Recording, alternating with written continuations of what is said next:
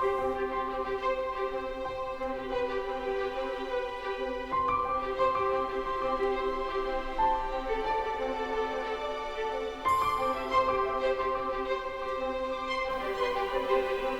right. It's my great honor to introduce to you our good friend to my family and Mary. Especially, she's like a sister to Mary. It's Alejandra Acuna. She's the daughter of Jose Luis Acuna. So we don't have to say about that family in the divine will. It's just an amazing honor to know her and know her family. It's been such a beautiful opportunity. So I'd like to turn this over to Alejandra. Bueno, queridos hermanos y hermanas,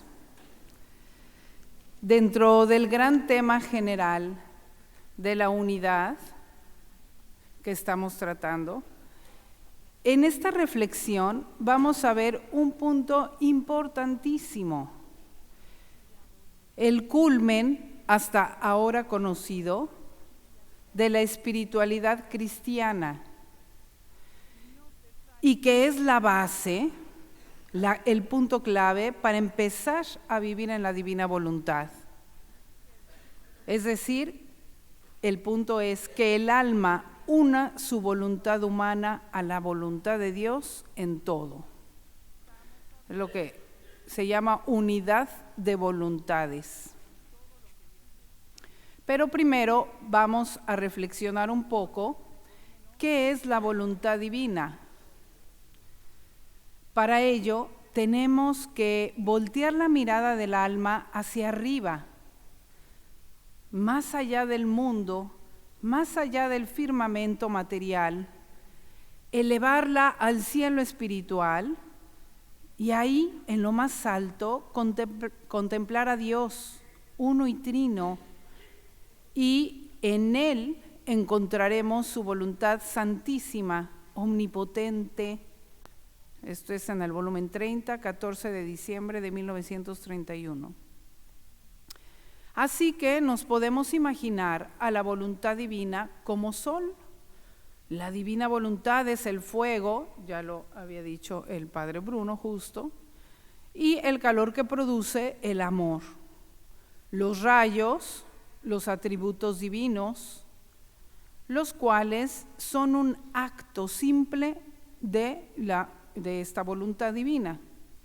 Así que si la bondad divina, la sabiduría, la potencia, la santidad, la belleza, la justicia divinas hacen su curso, la voluntad divina las precede, las acompaña y las pone en actitud de obrar. No se sale ni un punto del querer de Dios. Esto viene en el volumen 11, 20 de diciembre de 1917 y 2 de octubre de 1913. De manera que cuando hablamos de voluntad de Dios, estamos hablando de Dios mismo obrante con todo lo que Dios es. En otro pasaje del volumen 11 explica un poco más esto nuestro Señor. Fecha del 8 de febrero de 1915. Entre las divinas personas, la unión de nuestros quereres es tanta que no se distingue cuál sea el querer del uno y cuál el del otro.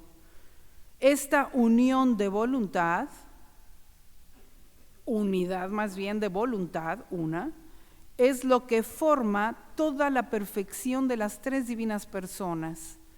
Porque como somos uniformes en la voluntad, esta uniformidad lleva uniformidad de santidad, de sabiduría, de belleza, de potencia, de amor y de todo lo demás de nuestro ser. No es que uno sepa más que el otro o tenga más belleza que el otro, no. Tienen lo mismo porque tienen la misma voluntad. Esa es la uniformidad en todo por la uniformidad de voluntad. Es tanta nuestra complacencia al mirarnos que nos hacemos plenamente felices.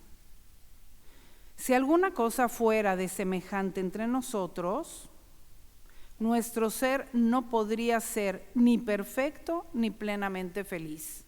Si a uno le faltara algo que el otro, no serían plenamente felices. Entonces, esta es la perfecta unidad divina. 3 personas divinas distintas y una sola voluntad. Esta única voluntad que hace que los 3 quieran lo mismo, hagan lo mismo, sepan lo mismo. Les comunica mutuamente todos los bienes, y esto sin anular a ninguna persona. Se respeta, o sea, queda cada una de las personas.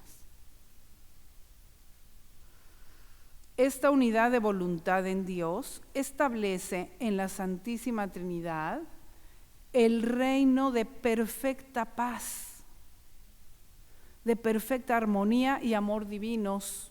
Ahí no hay de que uno quiere algo y el otro ya no le gustó, quiere otra cosa. No, por eso es la paz, el reino de paz en Dios mismo. Todo lo que quiere uno, lo quiere exactamente igual el otro. Qué maravilloso, ¿no?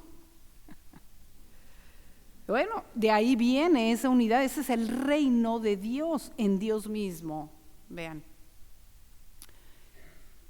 Entonces, esta unidad de voluntad en Dios establece en la Santísima Trinidad el reino de perfecta paz, de armonía y amor divinos. Y es la fuente de todos los bienes, gozos y las felicidades, tanto que es capaz de hacer feliz a Dios mismo infinito siempre y no necesita nada más. Este es el reino de Dios, el reino de los cielos, el reino de la divina voluntad en la Santísima Trinidad. Volumen 16, 13 de marzo de 1924. Y de este manantial divino brotan las obras de Dios hacia afuera. Ahora, ya contemplamos la divina voluntad en el cielo con la mirada del alma. Bajemos esta mirada a la tierra, maravillosa creación de Dios. Y acá, en la tierra, ¿dónde podemos encontrar a la voluntad de Dios como en su sede, como en el cielo? ¿Dónde lo encontramos aquí en la tierra? En nuestro Señor Jesucristo, verdadero Dios y verdadero hombre, en 2 naturalezas, como dice el concilio de Constantinopla. Por lo tanto, con 2 voluntades naturales o 2 quereres, sin división, no que se dividen, no, sin conmutación, no se cambian, no se revuelven, sin separación, sin confusión. Y estas 2 voluntades no contrarias, como dijeron los impíos herejes, sino que su voluntad humana sigue en todo a su voluntad divina y omnipotente, sin oponérsele, sin combatirla, antes bien, enteramente sometida a ella.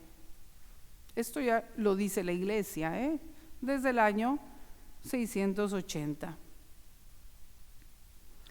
También, continúa el concilio, glorificamos en él 2 operaciones sin división, sin conmutación, sin separación y sin confusión en el mismo Señor nuestro Jesucristo, es decir, una operación divina y una operación humana.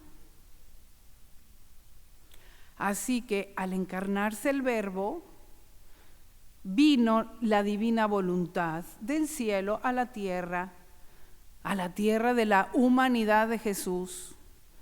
En él se unieron las 2 voluntades indisolublemente, de manera que en él todos sus actos fueron humanos y divinos a la vez. No hizo a veces actos humanos y a veces actos divinos, no.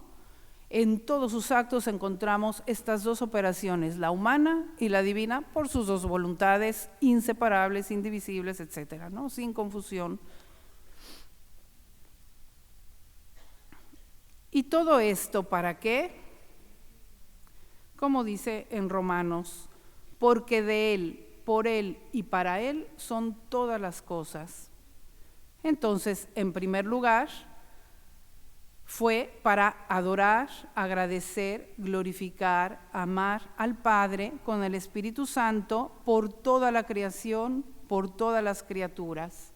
Esa obra de glorificación. Y a la vez, para redimirnos, restaurarnos y que lleguemos a ser en todo conforme a la imagen de Él, que es el primogénito entre muchos hermanos, como dice Romanos, y hacernos partícipes de su naturaleza divina, como dice Pedro. Es decir, para darnos por gracia lo que Él es por naturaleza, su voluntad divina obrante en nuestra voluntad humana,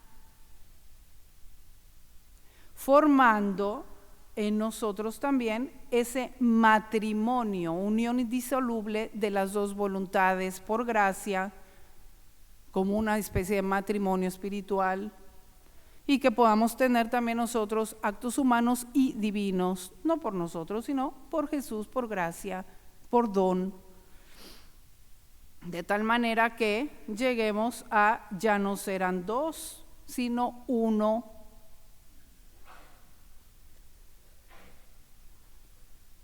Hablando de las voluntades.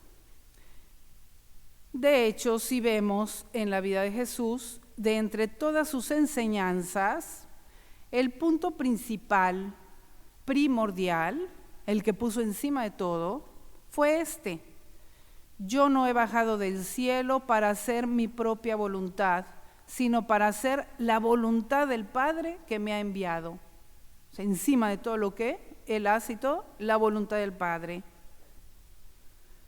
Y esto desde su encarnación. He aquí, oh Dios, que vengo a hacer tu voluntad. Hasta su pasión y muerte. No se haga mi voluntad, sino la tuya. Entonces, de principio a fin, la voluntad del Padre encima, ¿no? De todo, como punto primero. Y en todo, siempre y en toda su vida, no busco mi voluntad, sino la voluntad del Padre, siendo su alimento continuo. Yo tengo un alimento que ustedes no conocen. Mi alimento es hacer la voluntad del que me ha enviado.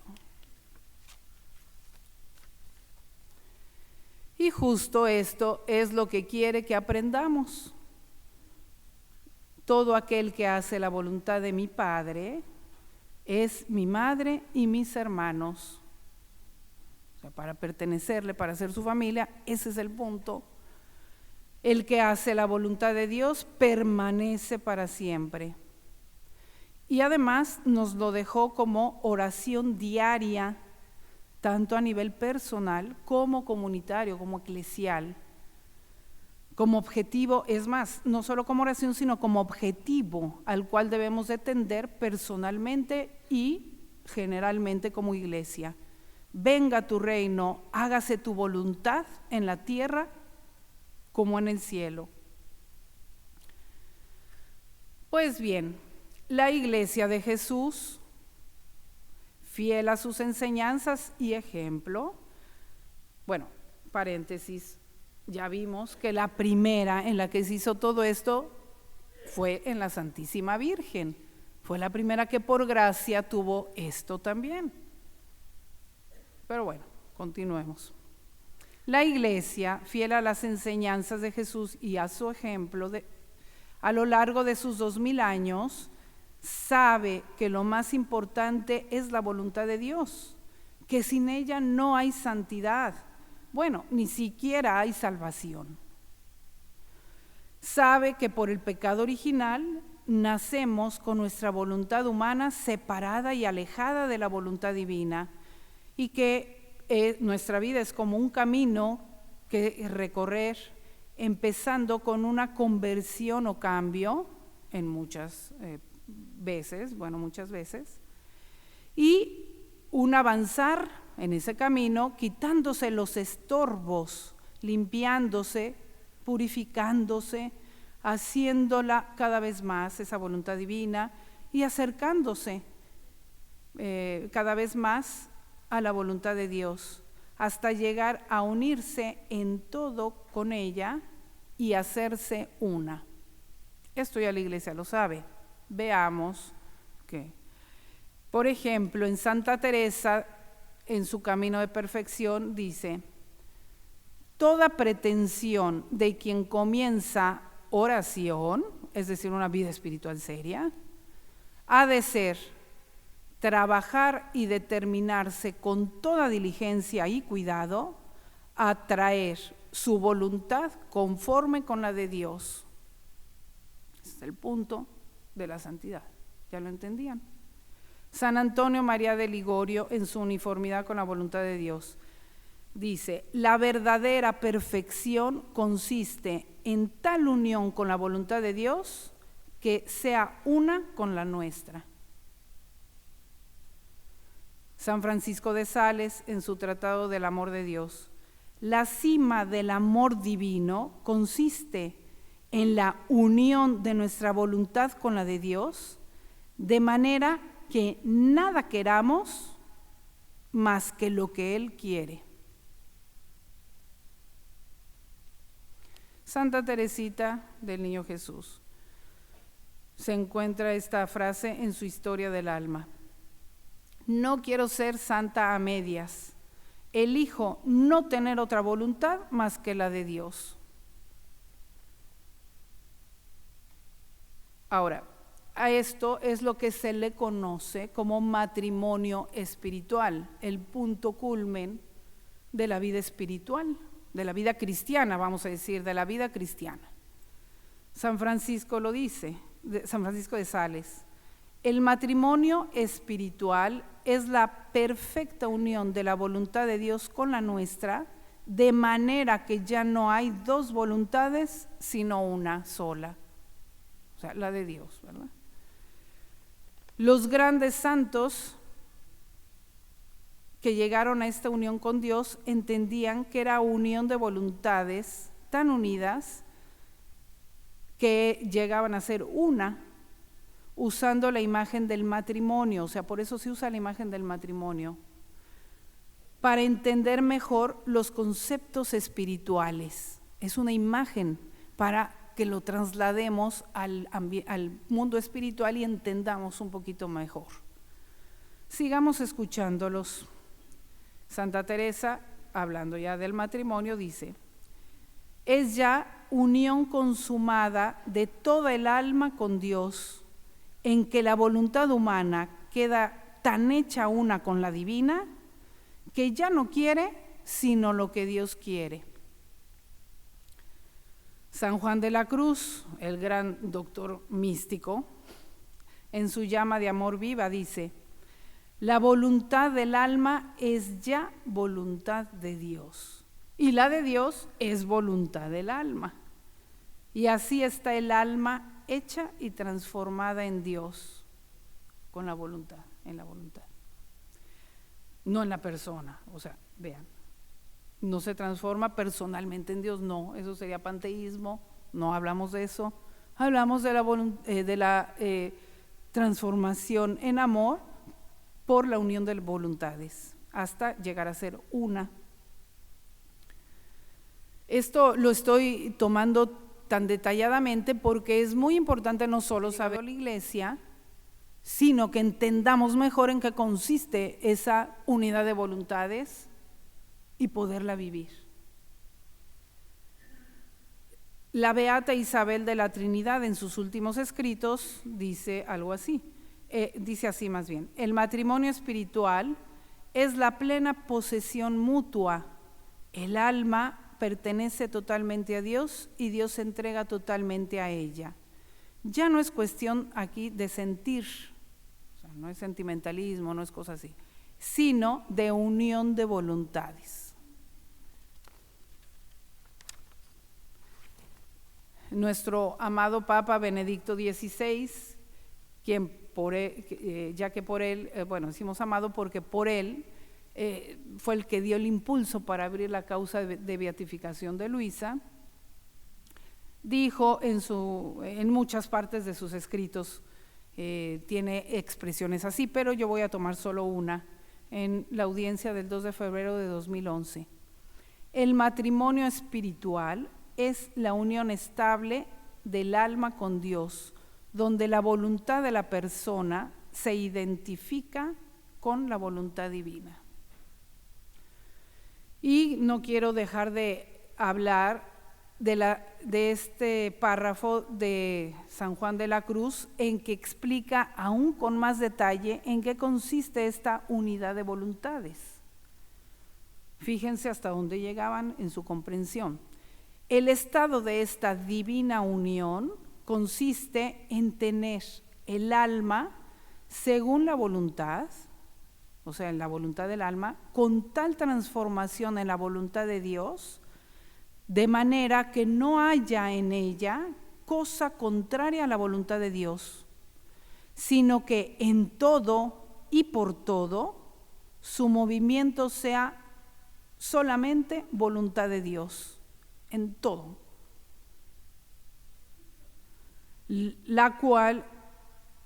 Que esta es la causa por la que en este estado llamamos estar hecha una voluntad de dos, la cual es la voluntad de Dios. Y esta voluntad de Dios es también voluntad del alma, pues si esta alma quisiera alguna imperfección que Dios no quiere, no estaría hecha una voluntad de Dios. O sea, no estaría hecha la voluntad del alma una con la voluntad de Dios, pues el alma tendría voluntad de lo que no la tenía Dios. Entonces, eso es la unidad de voluntades, llegar a no tener ni un solo deseo, ni un solo querer que Dios no quiera. Nada, que a veces quiero lo que Dios quiere, pero a veces quiero lo mío y quiero que Dios haga la mía. No, no hay que forzar, hay que nosotros siempre buscar cuál es la voluntad de Dios. Y ahí, si nos transformamos en esa voluntad de Dios, encontraremos que esa es nuestra voluntad ya. Bueno, la Iglesia ha llegado hasta aquí en la comprensión y en la vivencia, porque lo han vivido, de este estado altísimo. Entonces, ¿podemos decir que esto ya era vivir en la voluntad de Dios? No todavía. Es la unidad de voluntades, pero no vivir en la voluntad de Dios. Sin embargo, es el fundamento, el punto de partida. Y llegaron hasta ahí. Con un ejemplo, ¿no? Antes el anhelo más grande era llegar al matrimonio espiritual, a esta unión de voluntades hasta hacerse una. Ahora ya entendemos que esa no es el punto final, sino que es el inicio de toda una vida en común con la voluntad de Dios. Es como, ahora que estamos aquí, pues el ejemplo de las películas de Disney, ¿no? De las princesas. ¿En qué acababan las películas? Y se casó con el príncipe y fueron felices para siempre. Y acababa la película. Y era lo máximo haber llegado a eso, ¿no? Pero ya crece uno y, bueno, yo me preguntaba, bueno, ¿y luego qué pasó? ¿Cómo vivió en el palacio? Eso es vivir en la divina voluntad, empezar la vida en común con el príncipe en su palacio, empezar a conocer que hay ahí, cambiar tus modos a los modos de tu esposo, de la voluntad divina, y empezar a actuar dentro del palacio. Entonces, los santos llegaron, sí, al matrimonio espiritual y vivieron felices, pero no entraron a obrar, a conocer qué hay dentro del palacio y a vivir y a obrar ahí junto con el esposo. Esto lo hizo con Luisa. Vamos a ver ahora en Luisa Picarreta cómo es la cosa. Jesús lleva a Luisa por el camino de la vida espiritual cristiana. La oración de diferentes maneras, la vida sacramental, el desapego de todo y de todos, o sea, lo que era la vida espiritual cristiana, la práctica de las virtudes, el crecer en conocimientos de Dios, en el aumento de la caridad, en configurarse cada vez más a Cristo, y no solo en su exterior, sino en su interior, ayudada indudablemente cada vez más por la Madre, María Santísima, en mortificar también y renunciar o morir, según términos evangélicos, cada vez más a la propia voluntad para unirla a la de Dios y llegar al matrimonio espiritual o hacer una su voluntad con la de Dios. Todo eso lo pasó Luisa. Jesús se lo explica en el volumen 9, 1 de noviembre de 1910. Hija mía, la unidad suprema es cuando el alma llega a tal estrechez de unión con mi voluntad que consume cualquier sombra de su querer, de manera que no se discierne o no se diferencia ya cuál es mi querer y cuál el suyo. La que consume el querer es el alma y se transforma, o sea, adopta como propio el querer de Dios. Así que mi querer es la vida de esta alma, de manera que cualquier cosa que dispongo, tanto sobre ella como sobre los demás, aquí ya no es solo tú, sino sobre todo, en todo está contenta, todo le parece conveniente para ella y para los demás. La muerte, la vida, la cruz, la pobreza, la enfermedad, etcétera. Todo lo mira como cosas suyas y que le sirven para mantener su vida divina. No hay potencia mayor ni en el cielo ni en la tierra que un alma que en todo y por todo está consumada en mi voluntad, que ya no tiene otro querer, no desea más que lo que Dios quiere. Esta es la unidad suprema. También está la unión baja, en la que el alma está resignada a mi voluntad, sí, o sea, el hacer la voluntad de Dios, pues, pero no ve mis disposiciones como cosa suya, ni se hace feliz en ella, en mi voluntad, ni pierde su voluntad en la mía, sino le cuesta trabajo, ¿no? Pues es voluntad de Dios, pues bueno, Dios mío, dame fuerza, pero yo no quisiera eso, pues yo quisiera otra cosa, pero bueno, es tu voluntad, ¿eh? Esa es la unión baja. Sí estás haciendo la voluntad de Dios, pero todavía no llegas al punto de decir, quiero lo que tú quieres, quieres esto, yo también lo quiero y lo veo como algo bueno para mí. Y lo quiero vivir en tu voluntad.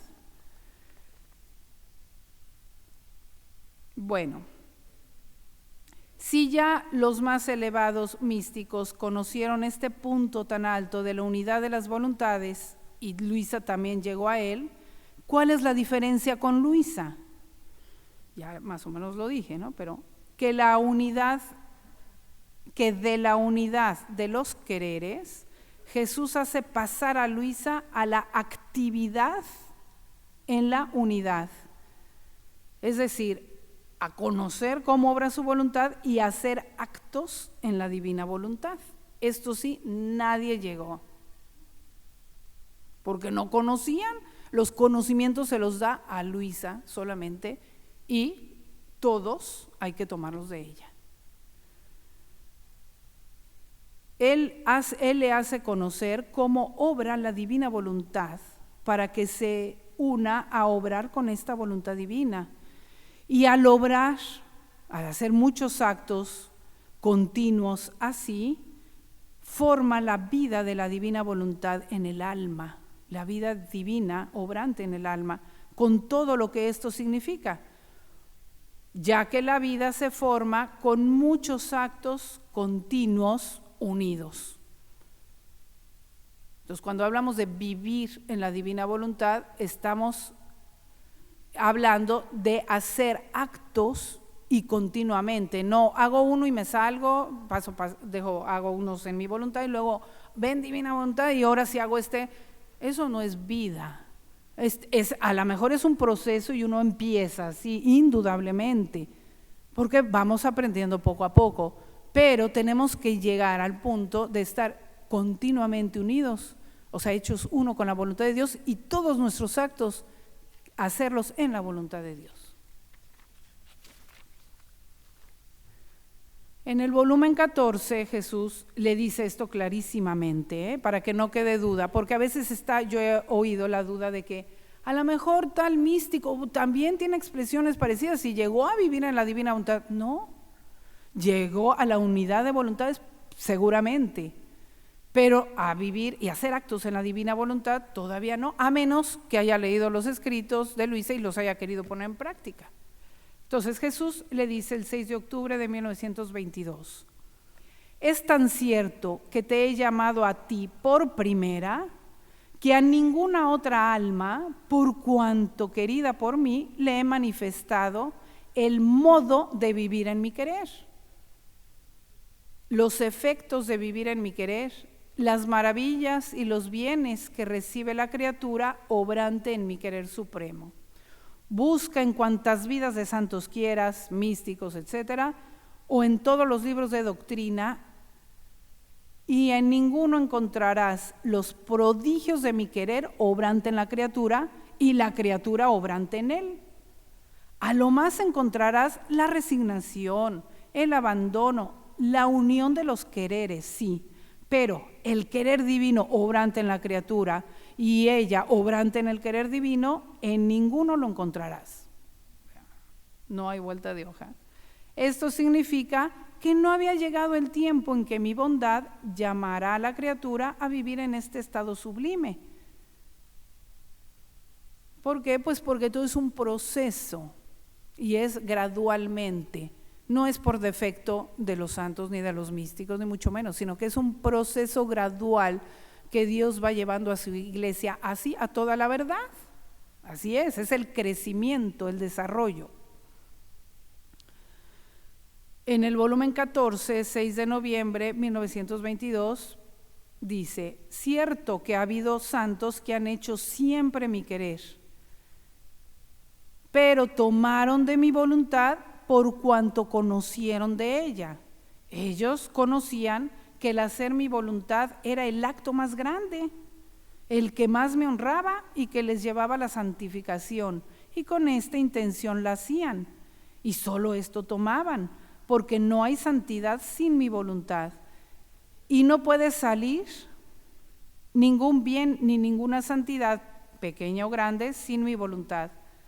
Mi voluntad no ha cambiado en nada, pero a medida que se va manifestando, así va haciendo conocer la variedad de sus colores, de los efectos, de los valores que contiene.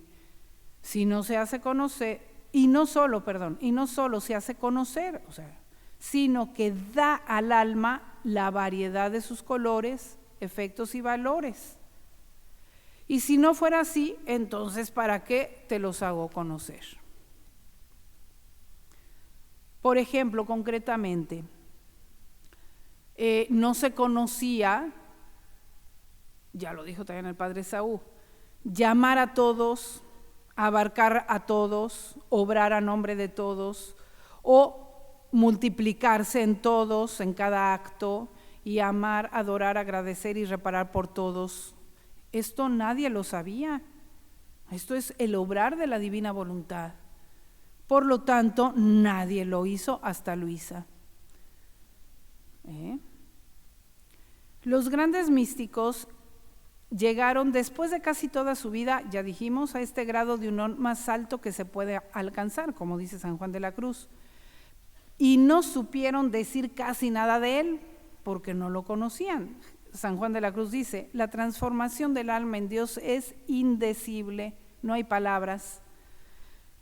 En cambio, Luisa, se puede decir, que empieza su vida espiritual casi aquí, porque ella narra el matrimonio espiritual en el primer volumen y que le había pasado tiempo antes de escribir el primer volumen. Se puede decir que ahí empieza su vida espiritual y de ahí para adelante todavía escribe 35 volúmenes sobre el obrar y vivir en la divina voluntad. Digamos, del palacio del príncipe, qué hay ahí, cómo se obra ahí, los tesoros, cómo usarlos, los efectos, etcétera, etcétera. Digo, por hacerlo con una imagen y entendamos mejor, ¿verdad? Bueno, quiero decir que no olvidemos que esta unidad de voluntades y el obrar en la divina voluntad se realiza con Jesús, por medio de Él y en Él, porque Él Él tuvo esa unidad de voluntades por naturaleza, ¿no? Él es el vínculo de unión entre la voluntad humana y la divina. Por eso nuestro Señor mismo a Luisa le va dando tanta luz y muy profunda sobre sus dos voluntades y sus dos operaciones, en especial sobre su voluntad divina y su obrar divino, que hasta ahora casi no era conocido. Cómo obraba en sus actos humanos esa voluntad divina, y todo esto en perfecta concordancia con la doctrina católica. Explica a Luisa cómo en cada acto suyo obraban sus dos voluntades unidas y sin confusión, cada una haciendo su parte, más aún debido a que en ambas voluntades la que llevaba la parte dirigente era su voluntad divina, pues su voluntad humana en todo siguió a la divina, pues le habla más de su voluntad divina, ¿no? Explica los efectos universales, las riquezas inmensas, los bienes infinitos, el valor divino de cada acto divino y humano de Jesús, desde su encarnación hasta su pasión, muerte, resurrección y ascensión al cielo. Por eso tantos capítulos sobre los actos de Jesús. Y la invita, y a nosotros también, a unirnos a Él y a obrar junto con Él y en su voluntad. Como dice el Catecismo en su número 521, todo lo que Cristo vivió, todo, hace que lo podamos vivir en Él y que Él lo viva en nosotros. Y Jesús en el volumen 13, el 6 de septiembre, el 6 de septiembre, aquí me equivoqué en la fecha, bueno, le dice: hasta ahora he hecho conocer lo que hizo mi humanidad, sus virtudes, sus penas, para constituir a la familia humana heredera de los bienes de mi humanidad. Pero ahora quiero pasar más allá y quiero hacer conocer lo que hacía mi voluntad divina en mi humanidad para constituir herederas de mi voluntad, de sus efectos y del valor que ella contiene a las nuevas generaciones. En otro capítulo, vean, o sea, es que digo esto, estoy resaltando esto, porque he oído que a veces como que dejan a un lado la humanidad de Jesús y creen que obran en la divina voluntad por uno mismo, ¿no? Yo en tu voluntad hago esto, yo en tu voluntad hago lo otro, y parece que Jesús queda de un lado. No, es siempre en Jesús, con Jesús y por Jesús. O sea, Él cada vez es el eslabón de conjunción, ¿no? En el volumen 6, 17 de octubre de 1904, le enseña esta actitud a Luisa. Hija mía, es necesario obrar a través de los velos de la humanidad de Cristo para encontrarse con la divinidad. Es decir, hay que obrar unido con su humanidad, con la misma voluntad de Cristo, como si su voluntad y la nuestra fueran una sola, para agradarlo solo a Él, obrando con sus mismos modos, dirigiendo todo a Cristo, llamándolo junto con nosotros en todo lo que hacemos, como si Él mismo debiera hacer nuestras mismas acciones. O sea, una identificación con Cristo.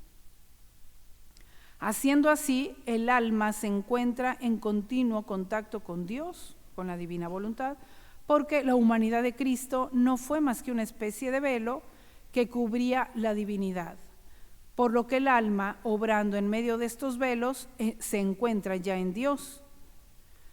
Y quien no quiere obrar por medio de la humanidad santísima de Cristo y quiere encontrar a Dios, es como aquel que quiere encontrar el fruto, pero sin encontrar la cáscara, sin pasar por la cáscara. Esto es imposible.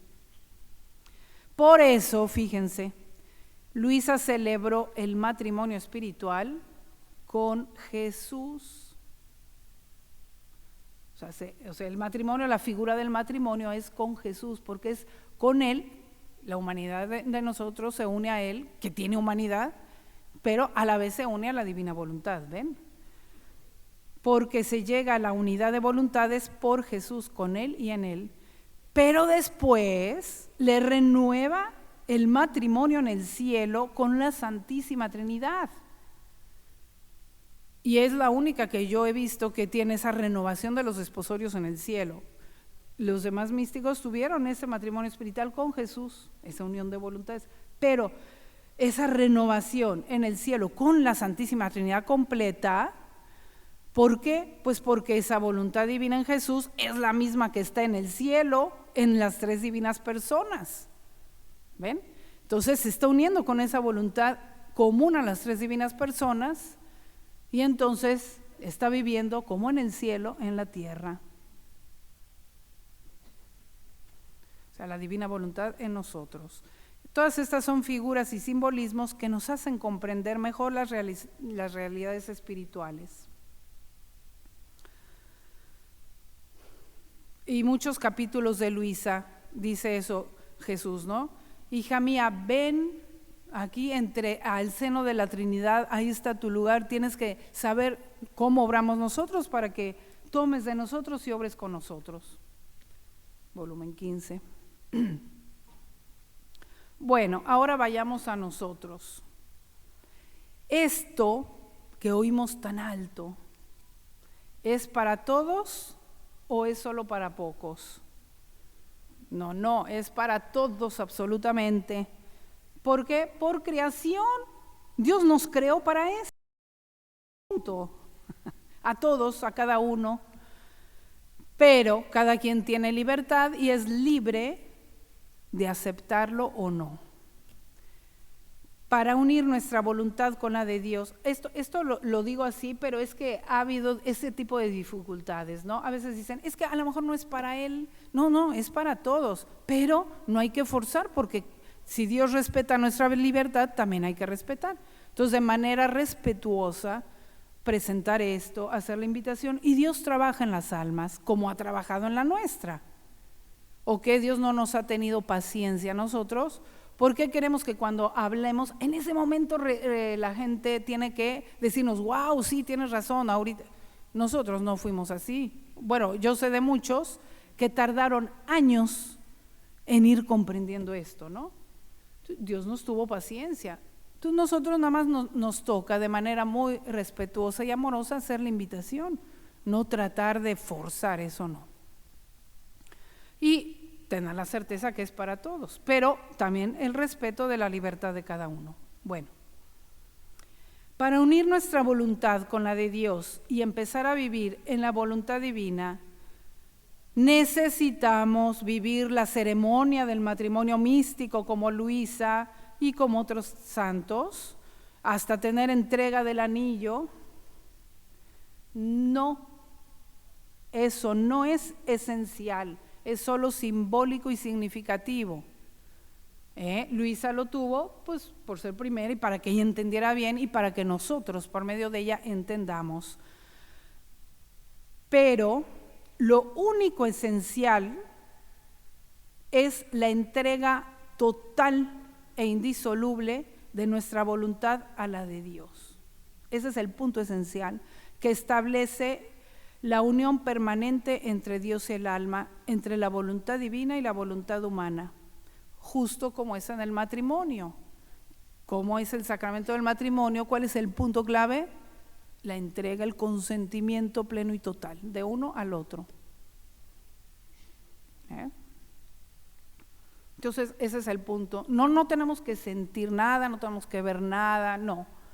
Tenemos que hacer ese acto decidido de la voluntad, esa entrega total de nuestra voluntad, ¿ok? Y de ahí, claro, ese es el primer punto, ¿no? Y de ahí continuar la vida en común dentro del palacio real, conociendo y obrando, no quedarte nada más ahí.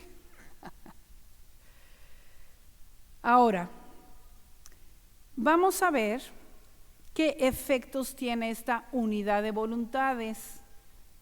Voy a empezar por algunos efectos ya conocidos por la iglesia, y que también se encuentran en los escritos de Luisa, y a veces parecen como escandalosas estas frases, pero ya están en los místicos, entonces no nos tiene, o a la iglesia pues no le tiene que asombrar, ya está en ella. Por ejemplo, un efecto de esto es que mueren las pasiones del alma, las malas tendencias en este estado. Dice San Juan de la Cruz, en este estado está amparada, o sea, está protegida, para que ninguna cosa del mundo, alta ni baja, la puede inquietar ni molestar, ni mover, porque estando ya libre de toda molestia de las pasiones naturales y ajena y desnuda de la tormenta y variedad de las cosas temporales, o sea, ya pasó todo ese desapego, etcétera, etcétera, goza en seguro de la participación de Dios. Y Jesús a Luisa le dice eso, que en este estado es el triunfo sobre todos los enemigos, mundo, demonio, carne, pasiones, todo eso, se acaban aquí. Entonces ya desde San Juan de la Cruz lo decía Santa Teresa, etcétera, ¿no? Aquí no entra el demonio ni el mundo, dice San Juan de la Cruz. En este estado ni demonio, ni carne, ni mundo, ni apetitos molestan. Entonces, ¿por qué en Luisa nos asombramos? Hoy de veras no, aquí no entra. Ya se sabe que en este, porque ya tu voluntad es una con la de Dios. Entonces ya no quieres otra cosa que la de Dios, aunque molestar el demonio no te va a mover de ahí.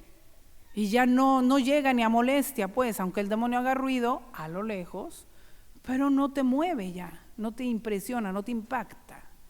O sea, yo estoy seguro que muchos de ustedes, al menos en algunos puntos, ya lo han experimentado. Cosas que antes les llamaban la atención y los jalaban, de cosas que no. Ahora, ya que se han metido más a esto, ya de verdad ya ni les llama la atención, ¿no? Entonces es un trabajo que Dios y el alma van haciendo juntos en nuestra alma, y son efectos de estar nuestra voluntad hecha una con la de Dios. Otro punto, otro efecto, el olvido total de uno mismo, que tanto habla en Luisa también, ¿verdad? Que el alma debe de olvidarse totalmente de uno mismo. ¿Eso lo de Luisa? No. Santa Teresa lo dice también. El alma, llegando a este punto, tiene un gran olvido de sí, tan profundo que parece que ya no es, parece que ya ella no existe. Toda está de tal manera que no se conoce ni se acuerda que para ella ha de haber cielo, ni vida, ni honra, nada, porque toda ella está empleada en procurar la gloria de Dios, o sea, en hacer solo todo en la voluntad de Dios, ¿no? Y todo lo demás lo dejas en manos de Dios. Entonces, pues se olvida uno de sí mismo, ¿no? El alma, llegado a este estado, también da el primer lugar en todos sus actos a la voluntad divina. Esto también lo dicen ellos, que en tanto extremo, que es tanto el deseo que queda en estas almas de que se haga la voluntad de Dios en ellas, que todo lo que su majestad hace, lo tienen por bueno. Si quiere que padezca, felicidades, si no, no se preocupa, no se mata como antes lo hacía. Lo que Dios quiera. En Luisa dice que llega a ser indiferente a todo, o sea, porque en todo ve la voluntad de Dios. Nada de que yo prefiero esto que lo otro, porque a veces todavía eso es voluntad humana. Yo prefiero, de cualquier cosa que prefieran más una cosa que otra, todavía puede ser nuestro gusto, nuestro querer. Tenemos que llegar a que lo que Dios quiera, eso aceptarlo, eso quererlo también nosotros. Aún en las cosas santas y buenas. A veces preferimos, bueno, algunas almas, no digo todos, ¿no? Prefiero tal sacerdote que otro, prefiero tal rito que otro, prefiero tal... No, que te sea indiferente lo que Dios quiera, eso, y ahí lo vives en la divina voluntad, sin turbarte en lo más mínimo por nada.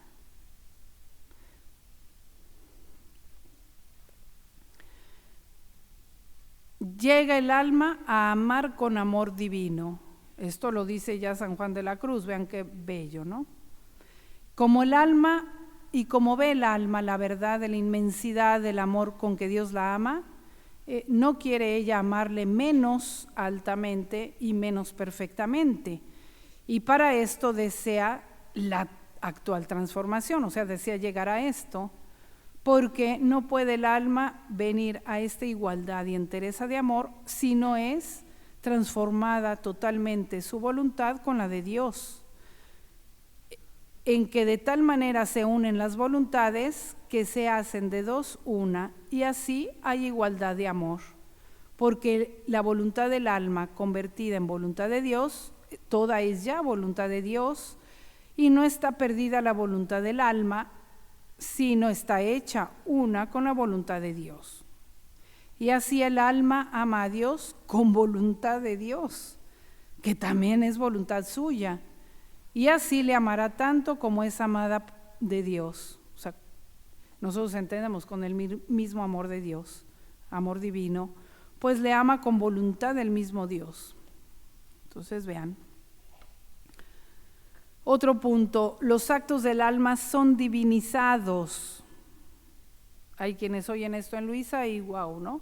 No, ya lo decía San Juan de la Cruz.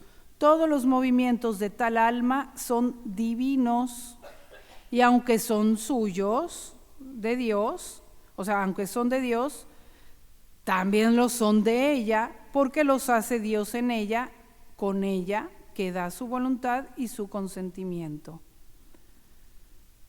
Esta alma también llega a la paz imperturbable. De aquí que el alma goza ya en este estado de una ordinaria suavidad y tranquilidad que nunca se le pierde ni le falta. San Juan de la Cruz. Fíjense, también llega a decir San Juan de la Cruz que esto es el estado original de santidad. No solo Luisa, o sea, ya veían que esto era, ¿no? Que ahí también se le va a dar la limpieza y pureza que en el estado original le dio. O sea, en el día del bautismo, acabándola de limpiar de todas sus imperfecciones y tinieblas como entonces estaba. Dice, pero se refiere al estado de la justicia original en que Dios le dio en Adán gracia e inocencia. Y hasta esta pureza y limpieza llega el alma en este estado de perfección. Entonces, ¿para qué nos asombramos que en Luisa dice eso? Si ya la iglesia está en la iglesia, nada más hay que unirlo, coordinarlo. ¿Cuánto? Ya. No 5 minutos. Bueno, tengo que terminar. Yo todavía quería decir algunos peligros y errores que no voy a decir, que con la experiencia, o sea, que hay, ¿no? Que se presta a ciertas malinterpretaciones, pero lo dejemos. 5 minutos. Ya los convencí. Ok. Entonces, de estos peligros, miren, voy a pasar por encima, pues, gracias a que me han dado estos 5 minutos. Pero a veces se tiene la idea que vivir en la divina voluntad es como una fórmula, ¿no? Ven divina voluntad a mí, no, vean cómo es toda esa fórmula, ven divina voluntad, oh Dios mío, me fundo en tu voluntad, tiene que corresponder a este acto de la voluntad. No es una fórmula, es una decisión de la voluntad que hay que mantener y que la fórmula nos ayuda a tener presentes y a estar actualizando. Otro punto, que a veces creemos que nada más por saber las cosas y por leerlas, yo ya he leído los volúmenes 2 y 3 veces completos, muy bien, excelente, ya está en tu inteligencia muchas cosas, hay que pasarlo a la voluntad. Entonces, fíjense, si Jesús a Luisa iba poco a poco, le daba un conocimiento y le daba espacio de tiempo, 2 o 3 días, para que lo practicara.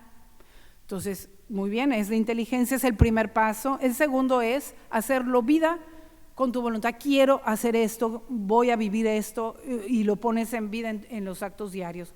Eso es obrar en la divina voluntad, no nada más tener el conocimiento. porque sí hay peligro de que se quede en conocimiento nada más y no se haga vida. ¿Ok? Entonces se los digo para que sí hagan vida. Aquí ya se vio, no se destruye la voluntad humana. Cuando uno dice, Dios mío, te doy mi voluntad, no es que se aniquile o te quedes sin voluntad, no. Es que la vas a unir a la voluntad divina y eso quieres que ella esté ahí. Y hay que renovar esto porque no te quedas sin voluntad. En cada acto, en muchos actos, hay que estarlo renovando. Es como el amor, cuando le das tu amor a alguien, no dices, ay, te doy mi amor y ya te quedaste sin amor. No, se refiere a que toda tu capacidad de amar la vas a usar para esa persona de ahí en adelante. ¿Ok? Así que aquí no hay monotelismo, de una vez, ya queda con esto claro. En esto también hay que no confundir nuestro propio querer con el de Dios, ¿no? Porque es lo que les decía al principio, no a veces creer, bueno, yo hago la voluntad de Dios en muchas cosas y ahora Él va a hacer la mía. No, siempre tener, Dios mío, ¿cuál es tu voluntad? La actitud de la Virgen, de Luisa, nunca decían, ahora Dios va a hacer mi voluntad, no. Entonces siempre, ¿cuál es tu voluntad para yo unirme a ella? No descuidar lo que nos toca hacer, porque ese es un error que he visto. A veces decimos, ya, toda la voluntad de Dios y Él hará todo. No, Dios no va a suplir lo que te toca hacer a ti. Tú pon tu parte y Él hará todo lo que a Él le toca. Dios me va a dar de comer, yo ya no trabajo. No, porque ha habido, o sea, se los digo porque hay casos, yo he visto casos. No, ¿qué te toca a ti? Muy bien, busca cuál es la voluntad de Dios. Te toca a ti eso, hazlo y ahora hazlo en la divina voluntad. Y no tener ese extremo, pues prácticamente podemos concluir. Lo último, Dios nos llama a esto no para tener misiones especiales. ¿A qué nos llama Dios a esto? A conocer su voluntad y a vivirla personalmente. Esa es la misión de las misiones. Si luego te pone una circunstancia de predicarnos en dónde, de transmitirlo a no sé quién, de hablarnos en dónde, muy bien, pero esa no es tu misión, porque si se te acaba vas a pensar que se te acabó la misión, ya no hablo, ya se me acabó mi misión. No, a Luisa se le acabó escribir, El confesor llegó a un punto en que le dijo, ya no escribas, y todavía vivió 10 años. ¿Se le acabó su misión a Luisa? No, su visión era vivir en la divina voluntad, no solo escribir. Un tiempo le tocó eso, una tarea, pero su misión fue vivir en la divina voluntad. La misión de todos, aquí no hay misiones especiales, la única misión y la más grande es vivir en la divina voluntad. Entonces, concluyamos esto, Dios nos quiere para esta misión. Entonces, espero que todos demos nuestro fiat allá en la capilla, o bueno, cuando toque la oración, y sigamos viviendo en ese y conociendo ese palacio real. Que así sea.